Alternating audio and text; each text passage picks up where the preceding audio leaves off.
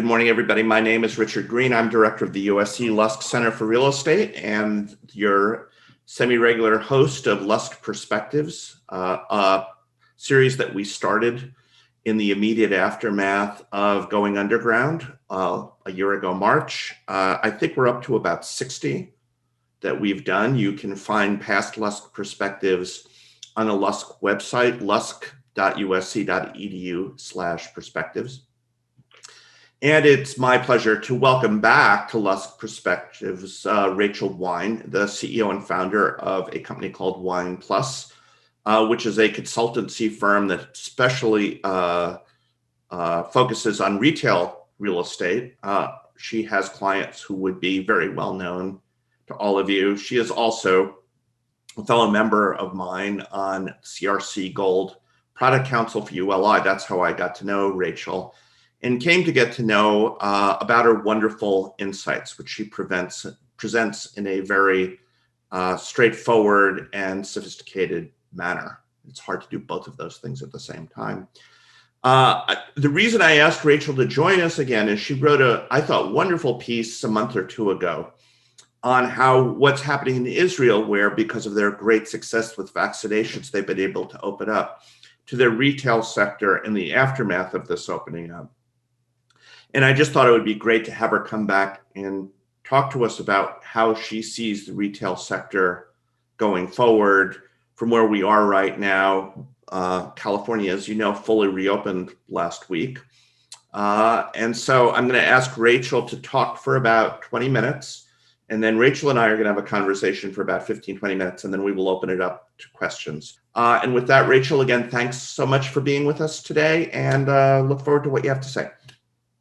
Well, thanks, Richard, and thanks for having me back. I'm excited to spend some more time with this group, and I'm excited to get to have this conversation with you later on, and also to get everyone's questions. So please do ask a bunch of questions. I have a pretty particular perspective on some of these things, so I would hope that not everyone shares these perspectives, and we can maybe have a little bit of counterpoint here. So let's go ahead and jump right in. If I can get the clicker.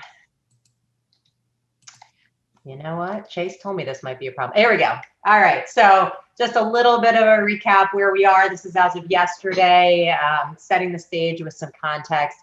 Vaccination rates have contributed to a massive decline in COVID-19 cases. As of today, about 65% of Americans have had at least one dose of vaccine, just shy of where President Biden wanted us to be by July 4th, which is 75%. So we'll see, maybe we can get that far. So we've really gone past the where is the vaccine, and we're now, everyone that wants to get it can certainly get it. I'll let you guess which one of these handsome gentlemen is my husband. But just to set the stage, when are we going to be feeling like it's normal? I believe we're going to be feeling like really normal come Labor Day, people in offices back to work like some semblance of normal.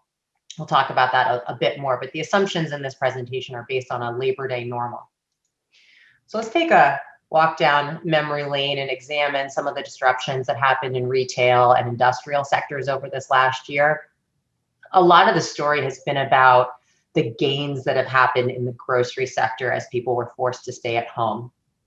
So taking a pre-COVID look, for the full year of 2018, Americans spent about 54% of their food spending was away from home in restaurants. And that share of restaurant spend has been increasing for decades and really is higher in the US relative to other peer countries.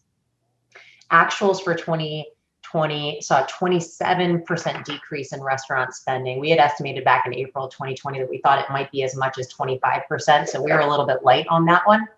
Let's break that down a bit. So in 2018, Americans spent $930 billion at restaurants and $780 billion at home.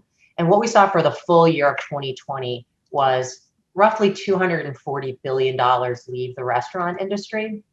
That takes restaurant spending down to about $690 billion, but food at home costs about half as much as food away from home.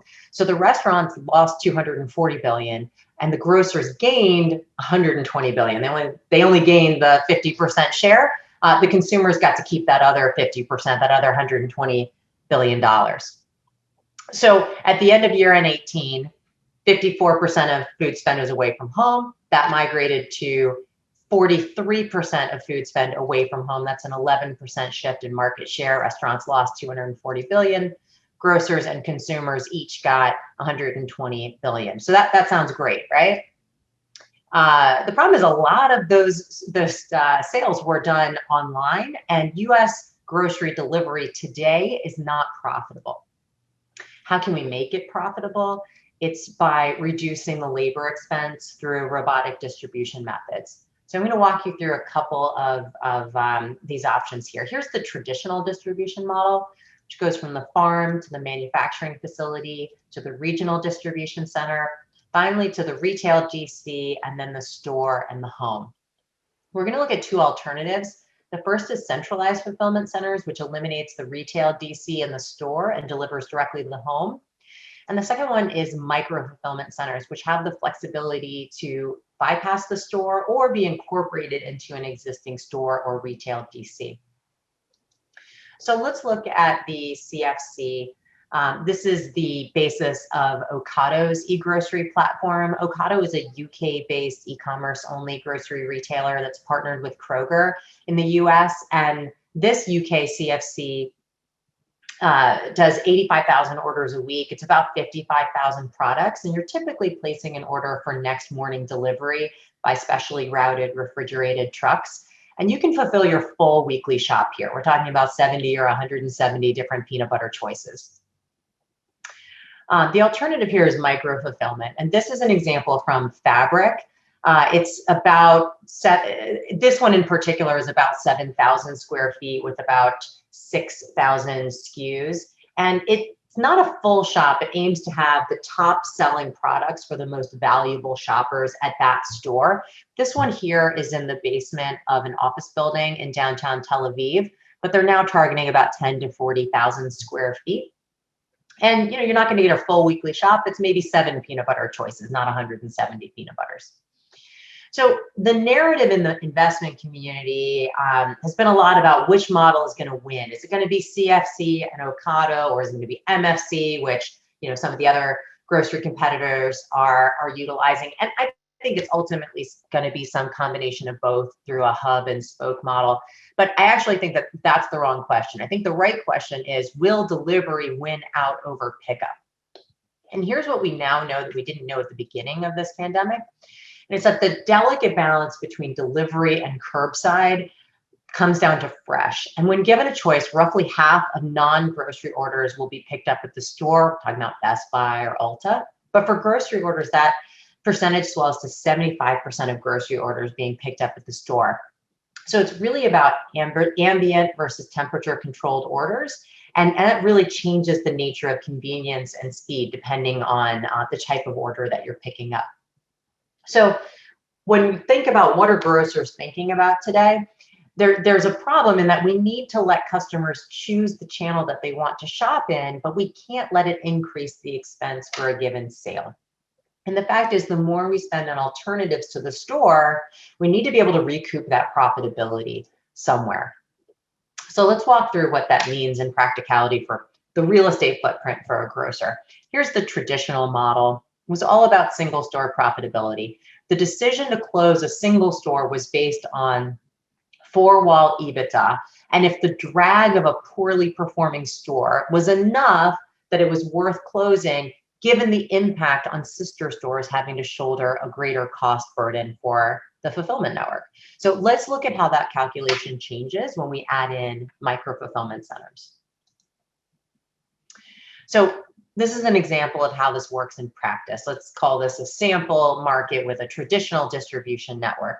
Now we're going to layer on some MFCs. One may be standalone, one may be co-located with your traditional retail distribution, one may be co-located within a store.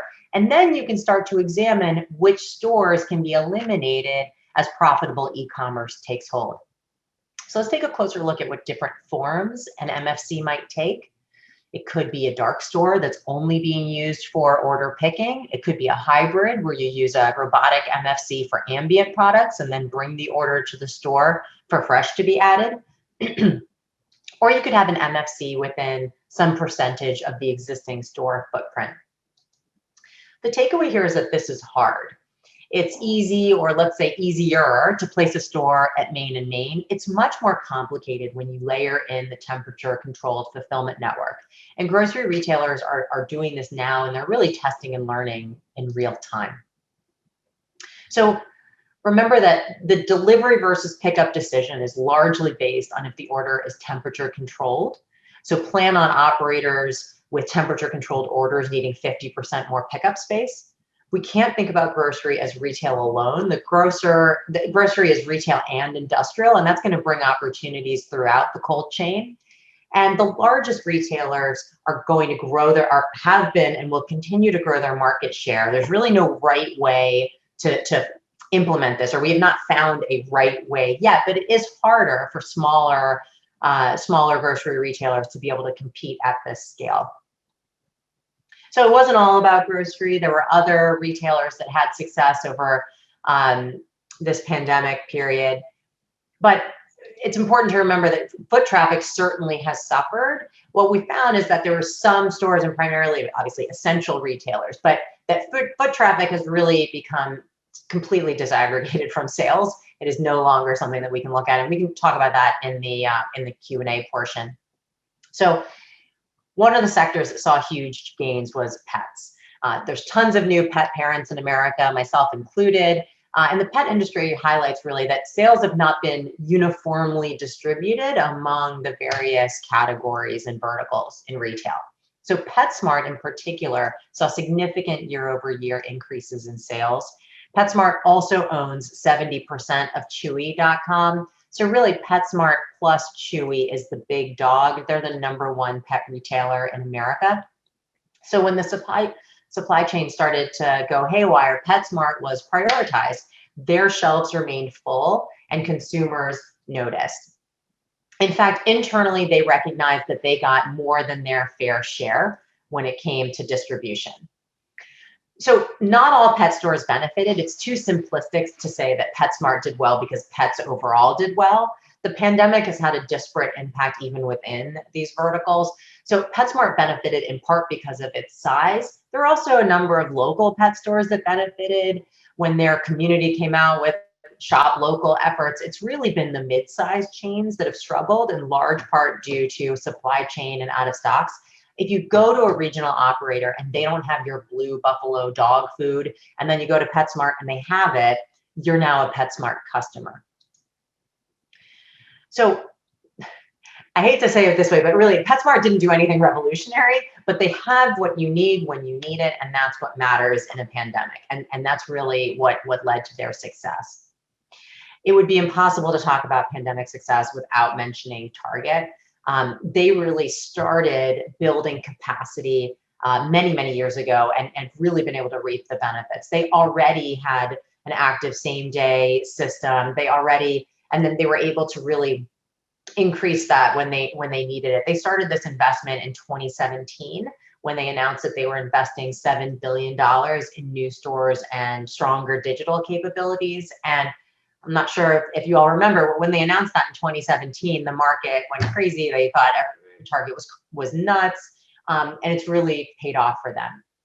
So they already have more than 45 owned brands and a strong history of building billion-dollar brands. And there's not another retailer or CPG that can build a billion-dollar brand overnight like Target.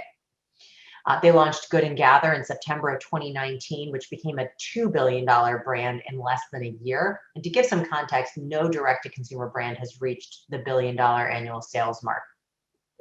So Target already had grocery before the pandemic hit, of course, but grocery was already 20% of their pre-pandemic sales. And I haven't seen a breakdown now for 2021, but they already had a healthy share of sales in grocery. They already had partnerships starting with Michael Greaves back in 1999, expanding to larger partnerships and license agreements with CVS and Starbucks. And so this recently announced partnership with Ulta is really just a continuation of what they were already doing well. So what's the lesson? If you need a crisis to do new things, fine. But what's even better is if you're already innovating and you're able to pull ahead of the competition when it's harder to compete. And that's really what Target is doing now because they were already ready. So a couple takeaways here. foot traffic does not equate to sales. It's one more piece of data, but certainly not equivalent. And we need to think about that independently. What's even more important than foot traffic not being equal to sales is that sales are not equal to profitability. And would love to get into that some more in the Q&A. For PetSmart, it was about size and scale. That was the differentiating factor. But for Target, the success really came from their investments in the store and with Drive Up and digital and partnerships. And that was really about having conviction around what the customer wants and really giving it to them. So let's take a look forward and see a couple of economic indicators I just want to point out as we go forward. Still impacting our day-to-day. Job losses have been largely concentrated in low-wage employment sectors. Job losses significantly hit women and people of color. Still clawing our way back with employment numbers. Information is a bit dated. And I just I feel like we can't talk about it enough that mothers have really been unable to return to work. And that is where we're seeing significant impacts in the workforce and labor participation. We're at about 1988 levels of participation for women in the workforce. Automation was already a negative impact on jobs and specifically low-wage employment sectors. I spoke with the chief investment strategist from a leading private equity firm recently, and he told me that they surveyed their portfolio company CEOs and found that 85% of them expect that in a normal post-COVID world, they'll be reducing their workforce by 10 to 15%. So daily decisions are still being impacted by the pandemic. I know we're opening up, but we haven't completely gone back to normal. It's probably quite different for you all in California than it is for me in Florida, but we're still continuing to eat at home more. I think we're going to have a snapback. We're going to see a real positive increase in restaurant sales. And then we're going to settle back into having more opportunities compared to pre-COVID, having more opportunities to eat at home. I think it's going to work out to about 2 additional meals at home per week. For a typical family, that averages $10 per meal.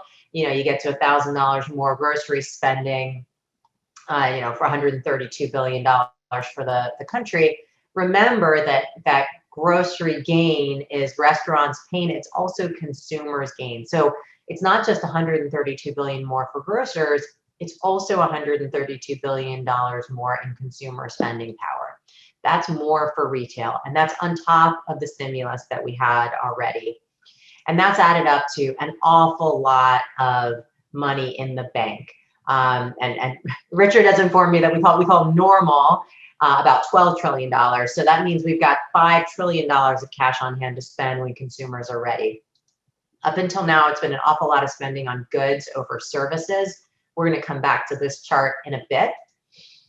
But for now, expect that these changes to our spending patterns are going to be fairly sustained into this third quarter and hopefully start to turn the corner after Labor Day.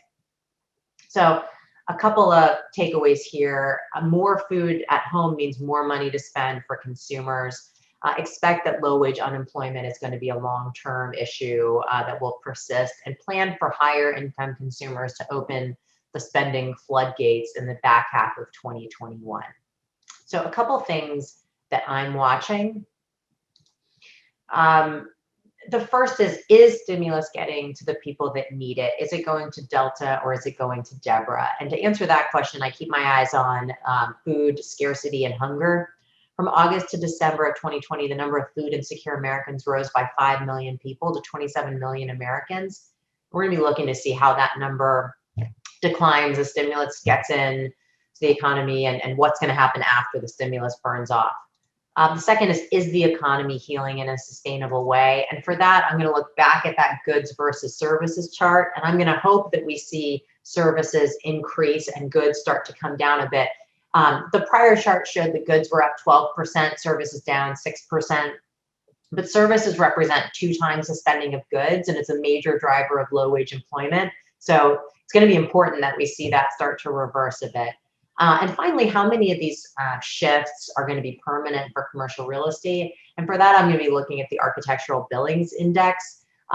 which tracks spending on design services.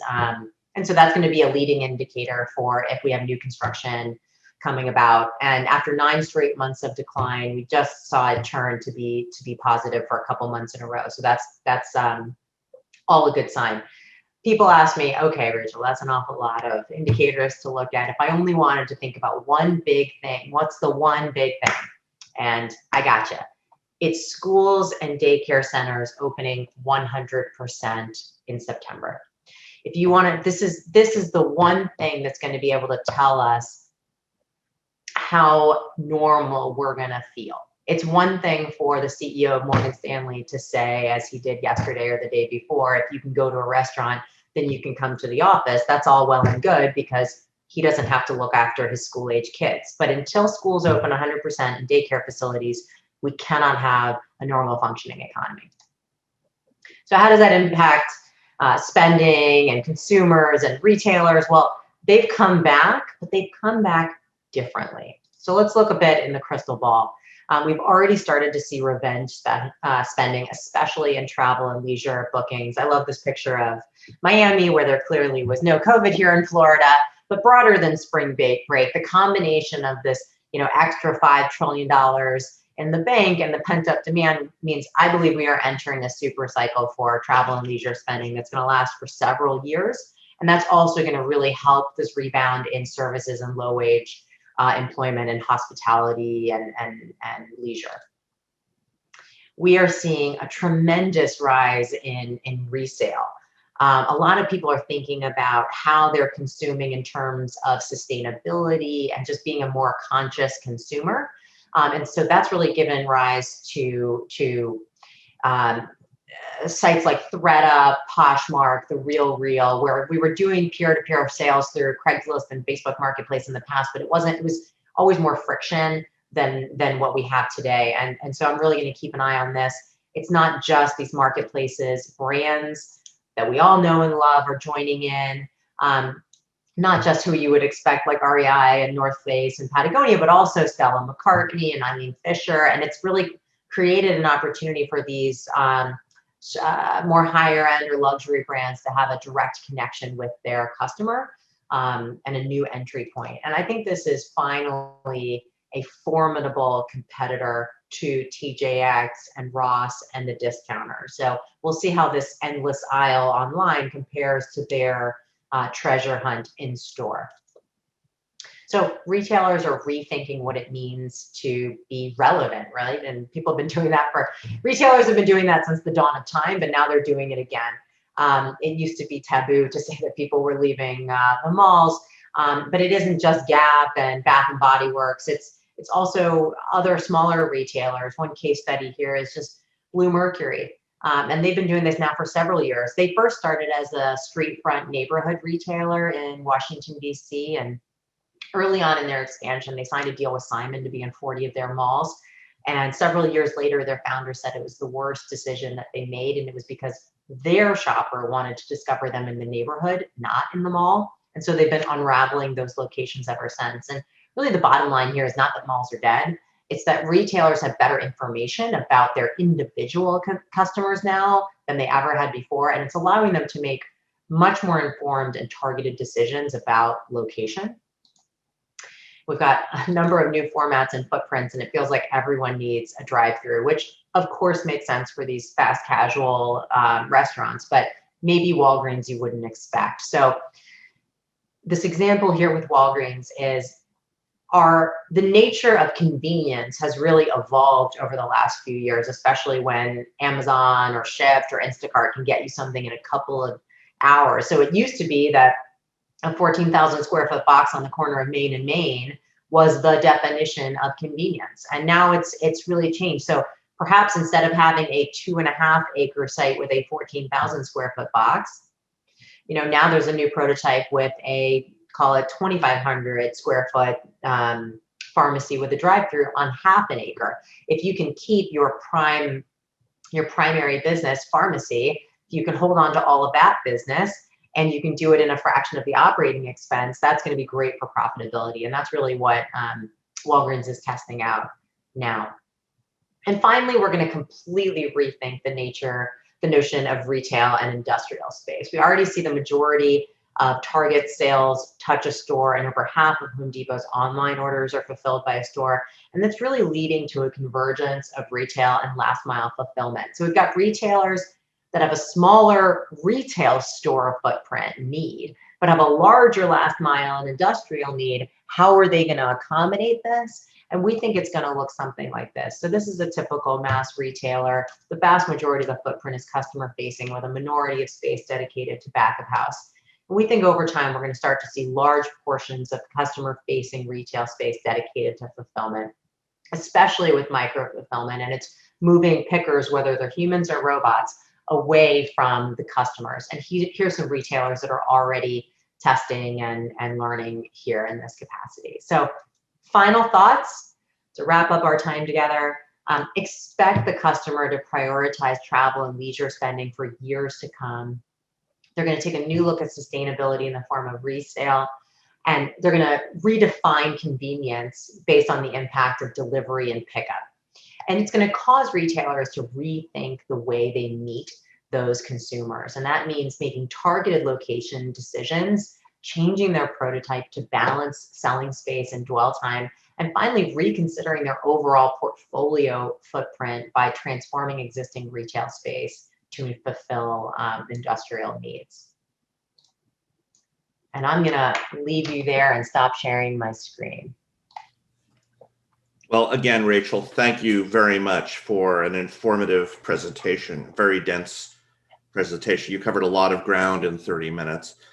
I almost don't know where to begin, but I'm going to begin anyway. And by the way, please, we have a question from Sonia Civilian in Q&A, and Sonia, I'll come to that in a few minutes. Others who wish to ask questions of Rachel, please type your question into the Q&A. But I want to go back to a graph you had fairly early on in your presentation, which was year-over-year sales, and you ended that graph in February. For the obvious reason that the previous March was the first March where sales were very depressed as a result of the pandemic. If we looked at March this year compared to March 2 years ago, what would that look like? Would it have, how much recovery would they have? So that sort of would be your benchmark for recovery, right? Is March of 2 years ago. What would that graph look like? Do you have a sense of that? It's up a bit, not as much as you would expect, but it actually is up a bit. And these are for like the largest grocery retailers, the ones that we have publicly available information for. But comping off of 19 was not, everyone thought it was going to be just awful.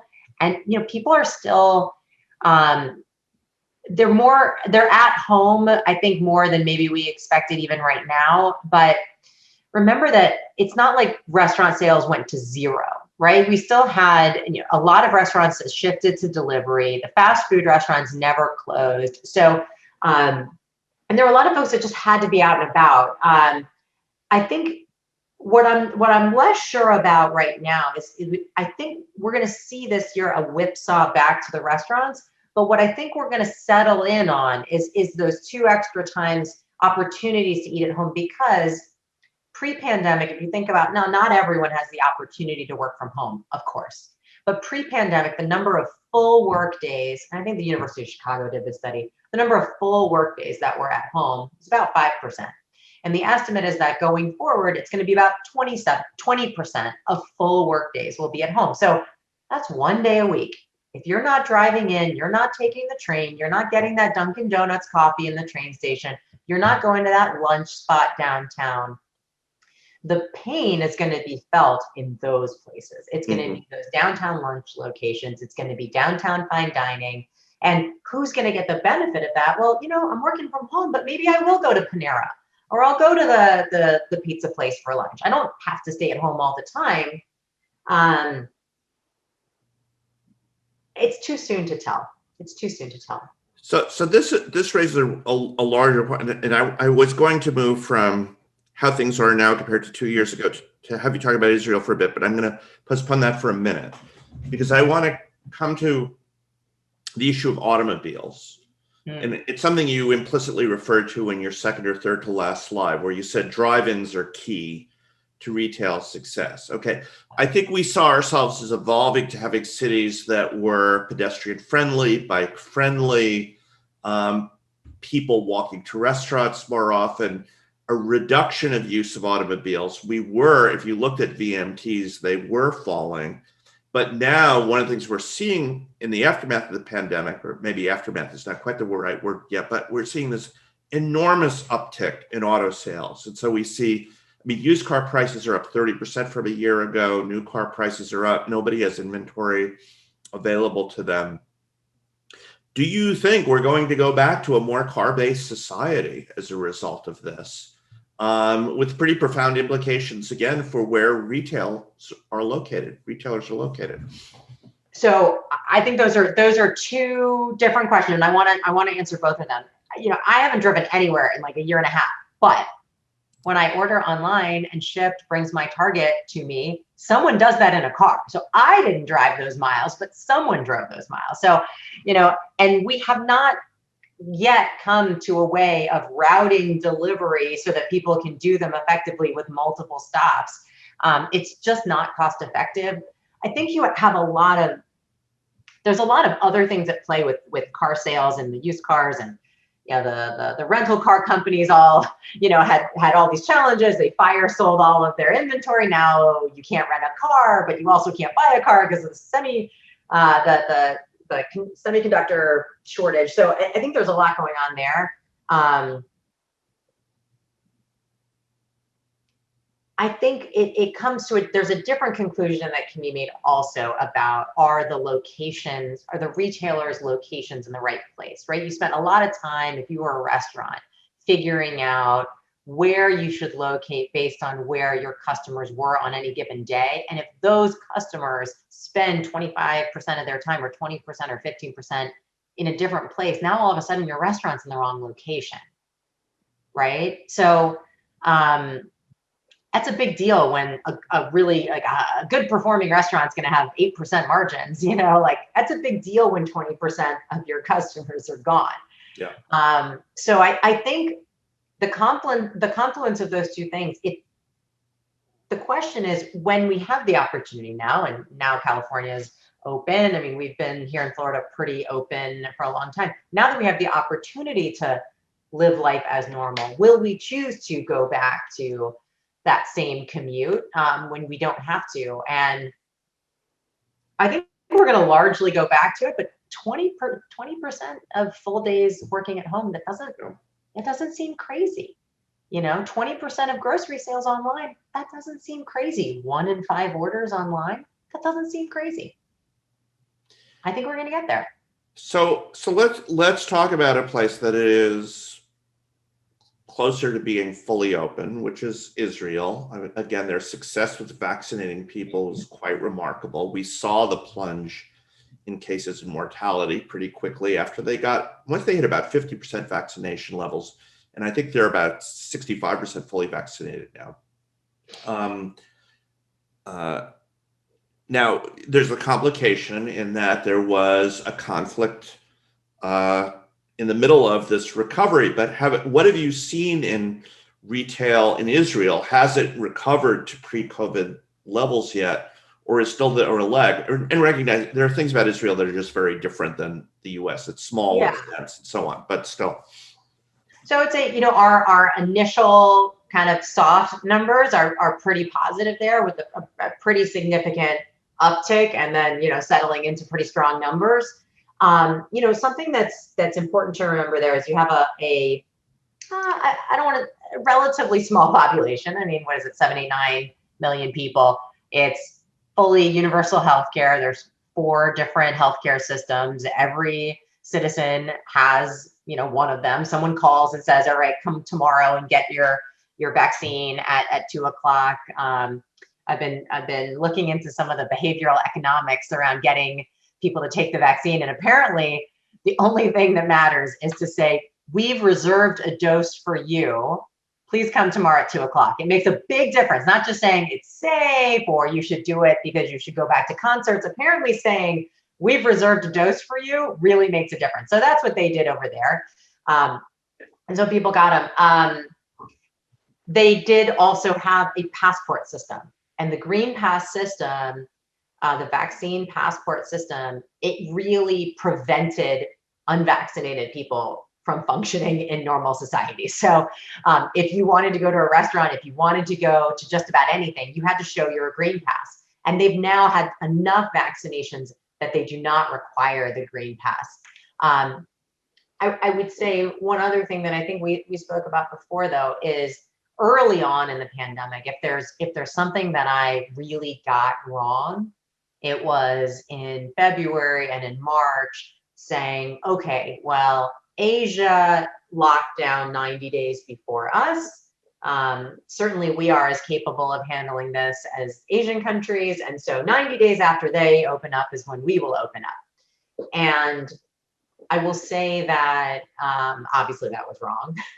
Obviously that was wrong, but it's partly wrong just because culturally we have certain limitations in the American culture around individuality and personal liberties and freedoms that other countries don't enjoy. And so I think that we have to take it a little bit of a grain of salt, with a grain of salt of what happens in Israel, because they have a much more homogenous population that does not have vaccine hesitancy, that has really just taken the shot and gone for it.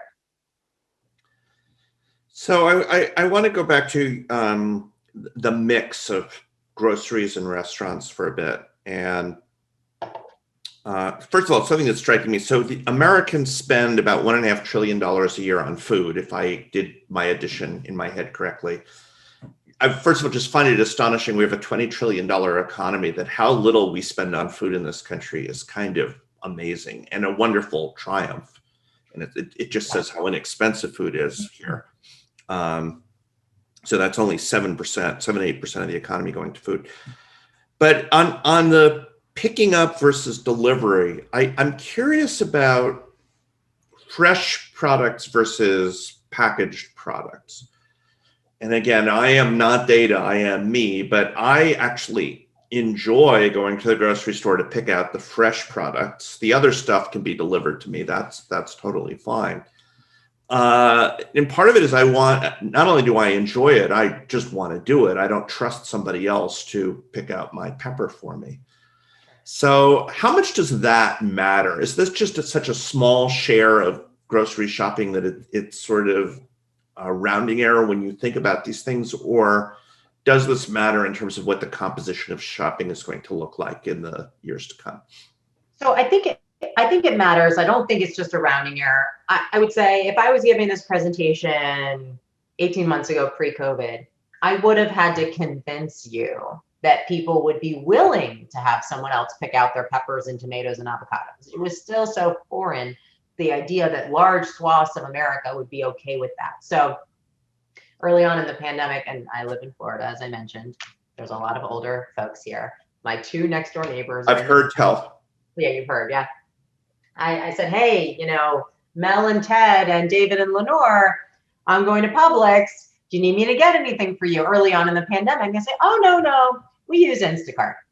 I was like, if my 70-year-old neighbors, can use Instacart, like every grandma knows how to use Zoom now. So the uptick and just there's preference and then there's necessity, right? So you prefer to have someone pick out your pepper, but you were willing to let someone do it over the last 15 months. And I think there's a lot of friction that has been reduced where people say, sometimes I don't get the avocado I want, but net, am I going to get a couple hours of my time back? Is it worth it? Yes.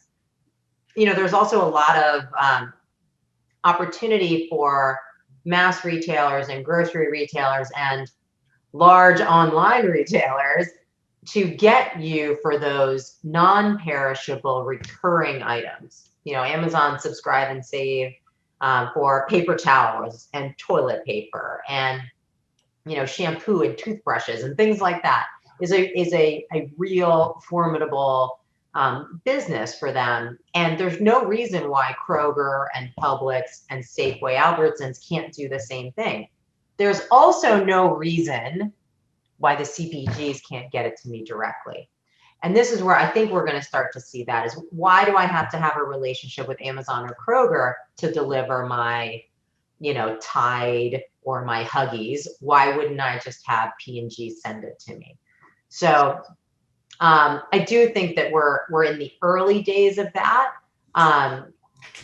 And then there's also like those fulfillment models are going to continue to change. So one of the images that I had was of ambient fulfillment being done elsewhere and then driving to the store for fresh to be picked up. And Walmart is trying this with Gotic as their autonomous vehicles are like these little minivans that are refrigerated. Now they're bigger than a minivan, but they're not a 18-wheeler. Refrigerated trucks, and they'll have certain things that are picked at the store, certain things that are picked at the micro fulfillment center, and it creates an opportunity where you can also say, pick all my other stuff, and I'm going to walk in the store and just get my peppers. That was a long-winded answer. I apologize. No, that was good.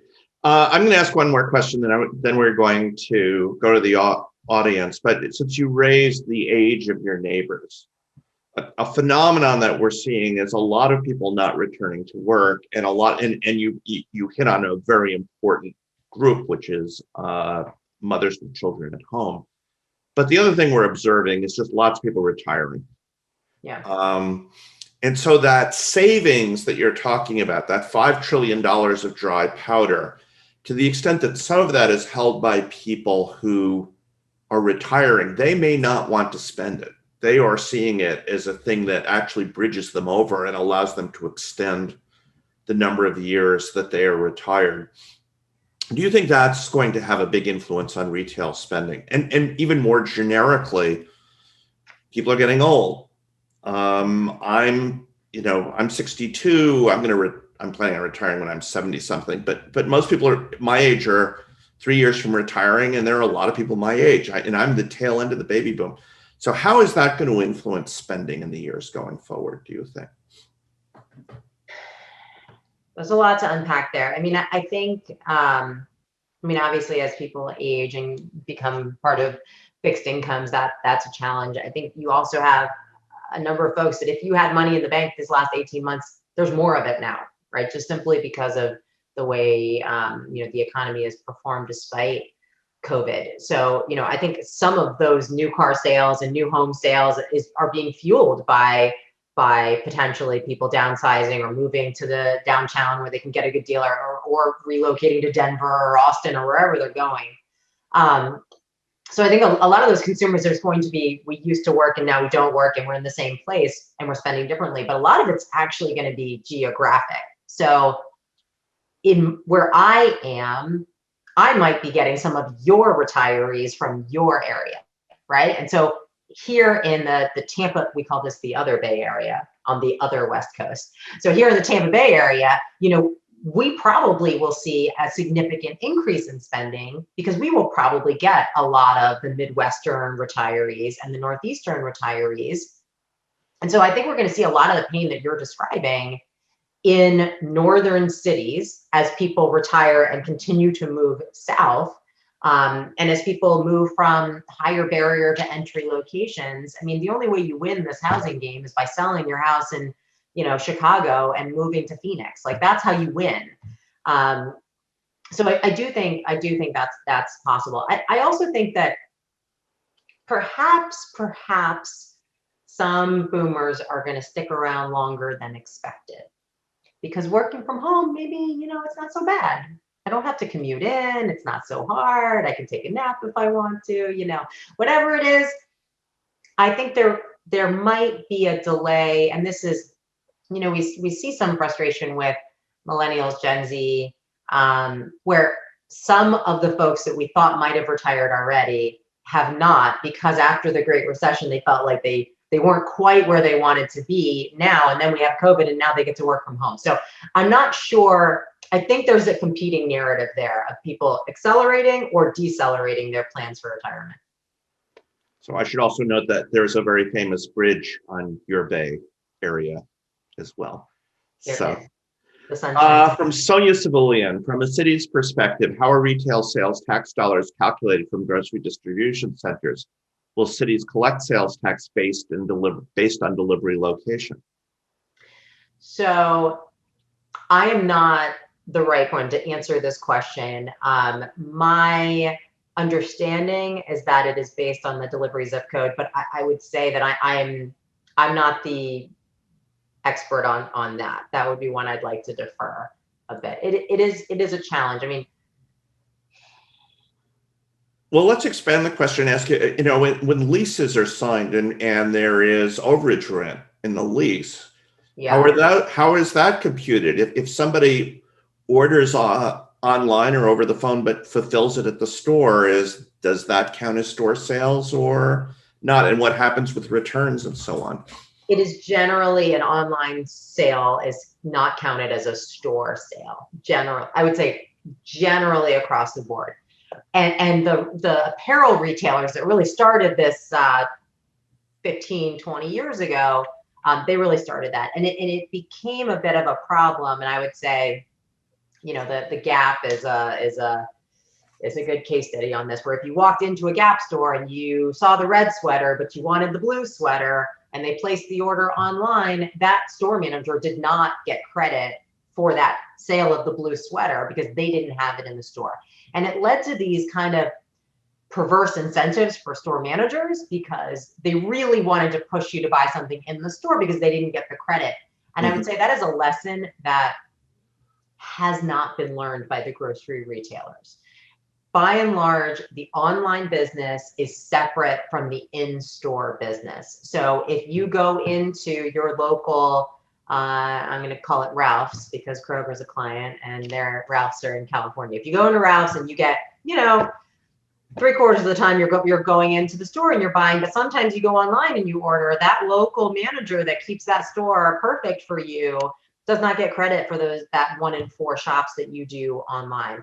And that's how it sits today. I would say my hope is that the grocery retailers fix that, because I do think that your tendency to vote with your dollars online is because you had a good experience in store, and that is because of the local management team.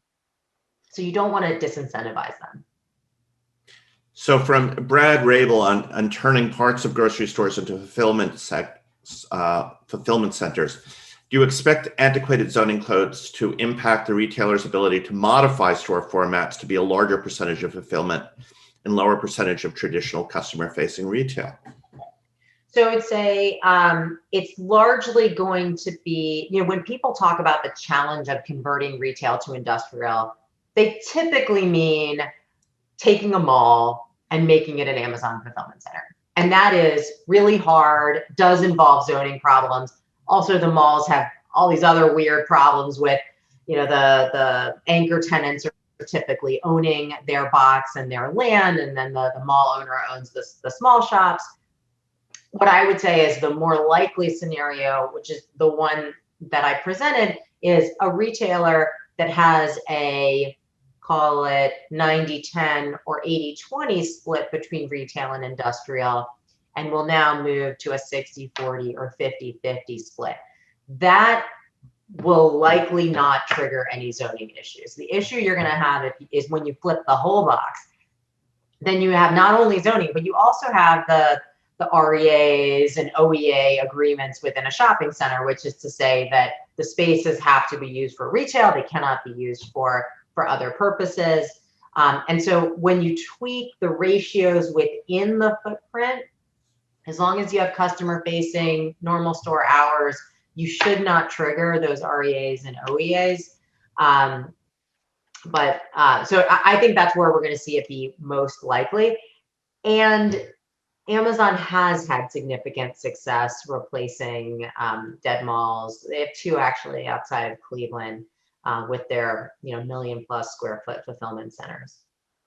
What occurs to me, most zoning probably wasn't clever enough to even anticipate that this might be an issue.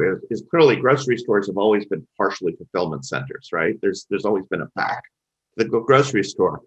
So I can't imagine, maybe I'm wrong about this, that there's zoning text that says, and no more than X percentage of the square footage may be used for backroom functions. And I think the issue would be if you start using your fulfillment to fulfill other stores, then the local government might pay attention to that. But if it's basically part of throughput, I I can't imagine that. I mean, we certainly haven't, I haven't seen it challenged. I mean, Kroger even has a dark store that they fulfill. So and full disclosure, both Walgreens and Kroger are clients of mine. There's a partnership where there's two test markets right now, one outside of Cincinnati and one outside of Knoxville, where there's about a dozen Walgreens locations that have a Kroger Express in those Walgreens. So it's maybe 4,000 square feet. So it's about a quarter of a Walgreens that really looks like a beautiful mini Kroger.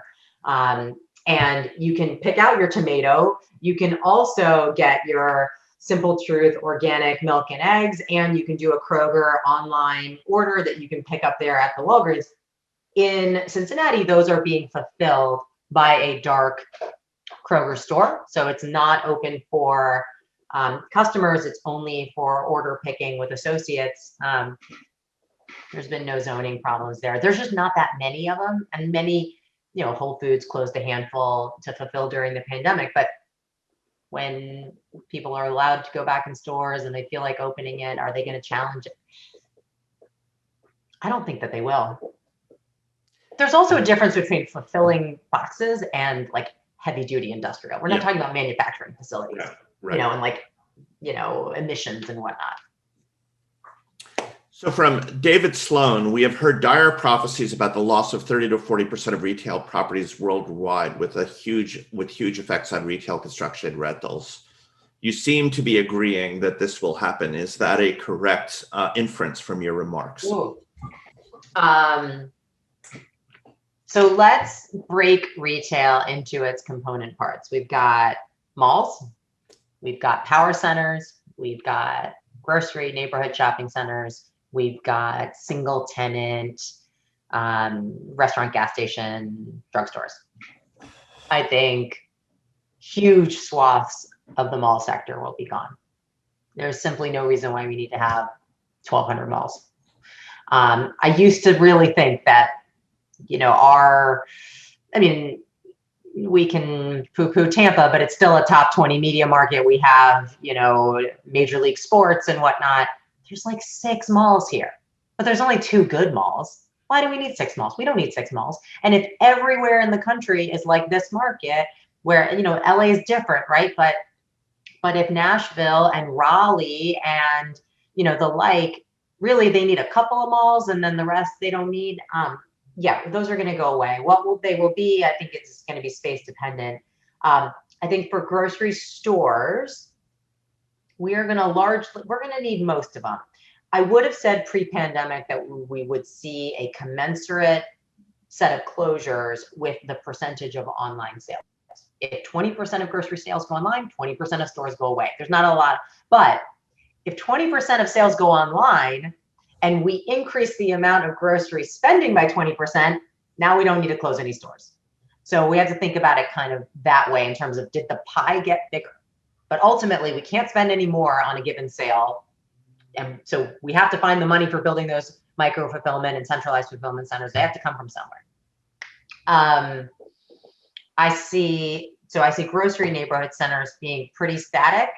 I think I'm with you, Richard. I think the car remains vital and important. And I think those single tenant assets are going to continue to be strong performers going forward. So do not paint retail with a broad brush. Really look at the more individual subsets and then generally favor south over north. You mentioned somebody who you normally think of as an inline retailer, and I don't remember the name of the retailer. It started with Blue in your presentation. Oh, Blue Mercury. Thank you. And they decided they didn't want to be in malls, that they wanted to be in neighborhoods close to their customers. And that almost implies to me that sort of the model of retail anchors is also, along with malls being fewer of them, anchors just are not really a thing anymore, where you have the small tenants subsidizing the anchor to be there in order to generate foot traffic. Is the model of the anchor and the inline store just more generically, is that gone? Is the model of the anchor gone? Yeah.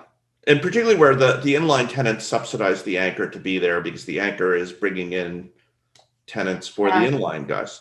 So I think no But I think if you have a large tenant that is a regular traffic driver, you should be willing to subsidize that tenant. You should pay for that.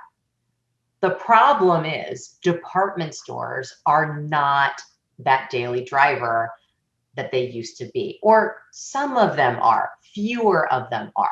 Now it's an Apple store or a Tesla store. It's not Macy's, it's not Dillard's. And so the notion of who's going to be that dependable daily driver, it's become the grocery store. It's become, I mean, it was always Target and Walmart, but now it's even more so. And it's, you know, I think now looking back at it, we can see that the very, very necessary restrictions that we put on movement in the country to pause the spread of this virus, you know, had a real disruptive effect on smaller retailers. They said, you have to close, and all of your regular shoppers are forced to go to your biggest box competition. You have to use Walmart, you have to use Target, you have to use Amazon. And, you know, if you're a small retailer that sells, you know, cute little pet things, but you're not big enough to be considered an essential retailer because you're not selling enough dog food, well, now you lost 9 months of business, or 15 in California. I don't know what it was, but yeah, it's always, I'm always amused that cannabis sales was considered an essential business here in California. But I just feel like we kind of, these are things that we had to do, and I'm not trying to make like a political statement that we should have all just been open. We had to do it, but we created this scenario where we made these already very large dominant retailers. We made them that much larger and that much more dominant.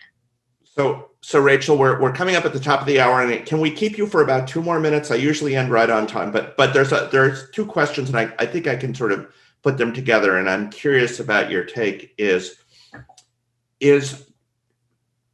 Does retail retain its role as sort of being the town square for communities, just a place that people want to gather in the years to come? And what might that look? What might be the features of these gathering places that make them appealing?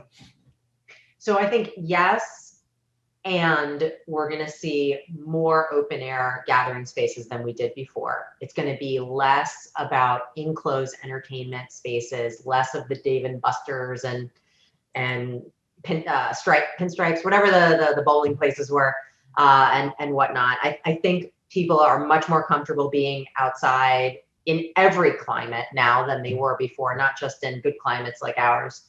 But I do think that retail is going to still have that role. Retail is, of all the food groups, it's the only one that you can really see, is it working? Is it not working? If you built an office building and nobody occupied it, nobody knows. If you built a multi-family building, maybe you can tell that nobody's in it because there's no, balcony, chairs and tables. But retail, you know if it works and if it doesn't. And if you're a consumer, you want to be where there's action, where there's vibrancy, and you're going to go to those places. And the ones that don't have it, they're gone. And with that, Rachel Wein, always a pleasure to have you with us. Thanks again so much for joining us.